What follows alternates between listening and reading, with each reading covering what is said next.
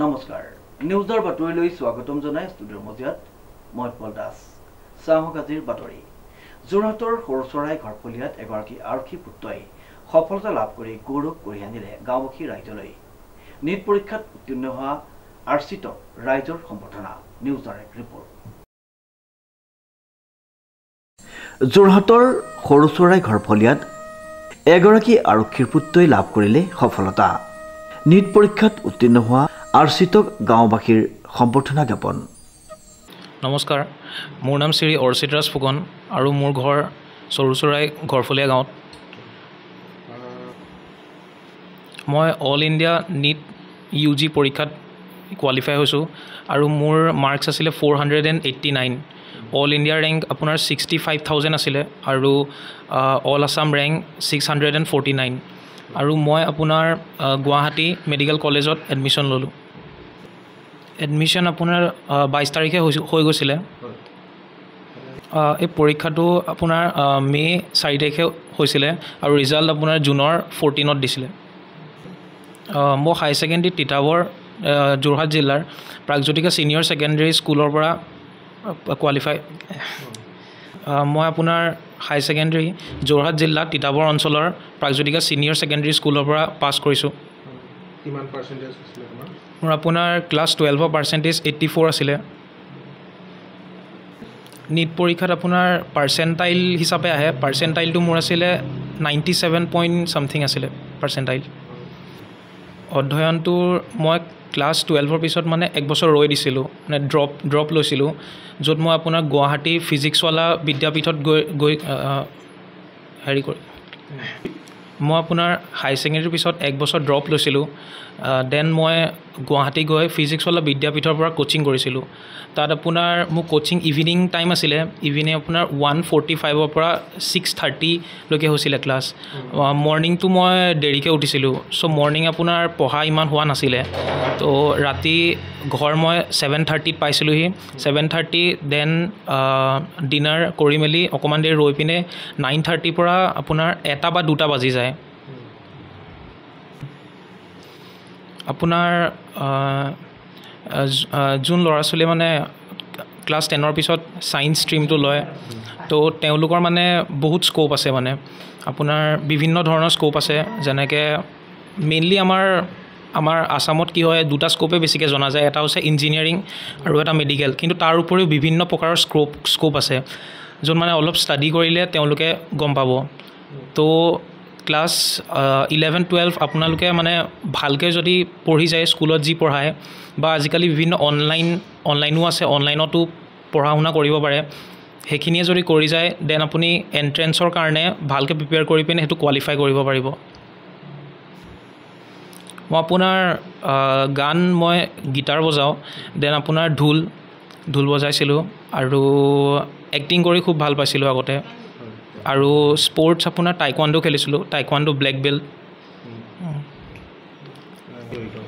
হয় সমৰকলা এতিয়া তুমি প্ৰেক্টিছ কৰা নে নাই এতিয়া ষ্টপ কৰিছা টাইকোৱাণ্ডো মই আপোনাৰ যেতিয়া ক'ভিড হৈছিলে ক'ভিডৰ আগতে মই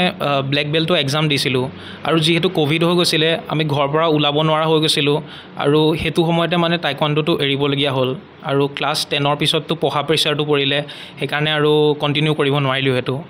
লক্ষ্য স্থিৰ হ'লে সফলতাত কোনেও বাধা দিব নোৱাৰে একাগ্ৰতা আৰু মনোবল শক্তিশালী হ'লে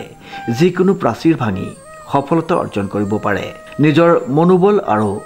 অধ্যৱসায়ৰ বাবে সফলতাৰ মুখ দেখিবলৈ সক্ষম হ'ল যোৰহাট জিলাৰ উপকণ্ঠৰ উত্তৰ পশ্চিম যোৰহাটৰ সৰুচৰাই ঘৰপলীয়াৰ আৰচিত ৰাজ ফুকনে মই তাক সৰুৰে পৰাই পঢ়াত মন্তেশ্বৰী শিক্ষাৰে পঢ়াই গৈছিলোঁ যেনেদৰে মই পঢ়াই গৈছিলোঁ সি তেনেদৰেই সেইখিনি আয়ত্ব কৰিছিলে আৰু পঢ়াখিনি সি নিজেই কৰিছিলে আচলতে তাক মই কোনোদিন ক'ব লগা হোৱা নাছিলে সি খুব ভালদৰে পঢ়ি যায় মানে তাক নিজৰ কৰ্তব্য সি নিজেই কৰে আৰু স্কুলত যিখিনি দিয়ে সেইখিনিও সি সদায় মানে যিখিনি স্কুলত দি যায় সেইখিনি সি কৰি যাবলৈ চেষ্টা কৰে সেইবাবে সি আজি হয়তো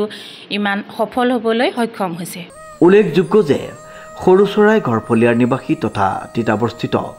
তৃতীয় অসম আৰক্ষী বাহিনীৰ চিকিৎসা বিভাগৰ কৰ্মৰত উত্তম ফুকন আৰু ময়ূৰী ফুকনৰ একমাত্ৰ পুত্ৰ আৰ্চিত ৰাজ ফুকনে চিকিৎসা বিজ্ঞান পাঠ্যক্ৰমত অধ্যয়নৰ বাবে সৰ্বভাৰতীয় পৰ্যায়ত আয়োজিত নীট পৰীক্ষাত মুঠ 489 নম্বৰ লাভ কৰি সফলতাৰে উত্তীৰ্ণ হৈ ইতিমধ্যে গুৱাহাটী চিকিৎসা মহাবিদ্যালয়ত নামভৰ্তি কৰিছে। প্ৰথমতে মই সংবাদ মাধ্যমলৈ শুভেচ্ছা জ্ঞাপন কৰিছোঁ। অঞ্চলটোৰ লগতে যোৰহাট জিলাৰ সুনাম গৌৰৱ কঢ়িয়াই আনিছে। তাৰ কাৰণে আমি পিতৃ হিচাপে সুখী হৈছোঁ। আৰু পঢ়া শুনাৰ ক্ষেত্ৰত সি প্ৰথমৰ পৰাই অলপ মেধাৱী আছিল আৰু মানে সময়মতে পঢ়িছিল আৰু যেতিয়া মানে সি মেট্ৰিকতো 89% লৈ ডিষ্টিংশ্যন পাইছিল আৰু তেনেধৰণে হাই ছেকেণ্ডেৰীটো সি 84.19 লৈ ডিষ্টিংশ্যন পাইছিল আৰু তেনেধৰণে হাই ছেকেণ্ডেৰী পাছ কৰাৰ পিছত আমি তাক ফিজিক্স ৱালাত গুৱাহাটীত কোচিং দিয়াইছিলোঁ আৰু কোচিং ভাল ধৰণে প্ৰিপেৰেশ্যন কৰিছিল আৰু ধৰক যিটো ধৰণে পঢ়িব লাগিছিল তেনেধৰণে সি কণ্টিনিউ কৰি গৈছিল আৰু তেনেধৰণে সি এতিয়া সুনাম কঢ়িয়াবলৈ সক্ষম হ'ল। মই তাকে সকলোকে ক'ব বিচাৰোঁ যে পিতৃ মাতৃ যদি ল'ৰা ছোৱালীক মানে ভালকৈ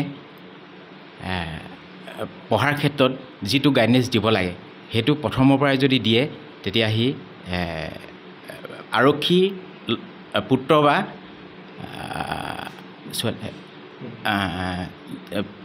আৰক্ষীৰ যিকোনো পৰিয়ালৰ পুত্ৰই হওক বা ছোৱালীয়ে হওক আৰক্ষী নহয় মানে বেলেগ গতিৰে আগবাঢ়িব পাৰে। মই গাঁওবাসীক এইটো আহ্বান জনাম যে আমাৰ পৰিয়ালৰ ল'ৰাই যেনেধৰণে মানে আগবাঢ়ি গৈছে প্ৰত্যেক ঘৰৰ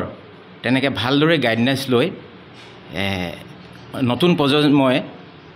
এই গতিৰে আগবাঢ়ি যাবৰ কাৰণে মই সকলোকে আহ্বান জনাম। ইফালে আৰ্চিতৰ এই সফলতাৰ বাবে গাঁওবাসী আনন্দিত হৈ ফুলাম গামোচাৰে সম্বৰ্ধনা জনাই ভৱিষ্যতৰ জীৱন উজ্জ্বল কামনা কৰে। উল্লেখযোগ্য যে আৰ্চিত ৰাজ ফুকন সৰুচৰাই ঘৰপলীয়া তথা অঞ্চলটোৰ প্ৰথমজন চিকিৎসা বিজ্ঞানৰ ছাত্ৰ, যাৰ পৰিপ্ৰেক্ষিতত আৰ্চিতক লৈ অঞ্চলবাসী এতিয়া উৎফুল্লিত হৈ পৰিছে। যোৰহাটৰ পৰা প্ৰশান্ত গায়নৰ ৰিপৰ্ট, নিউজ নাও।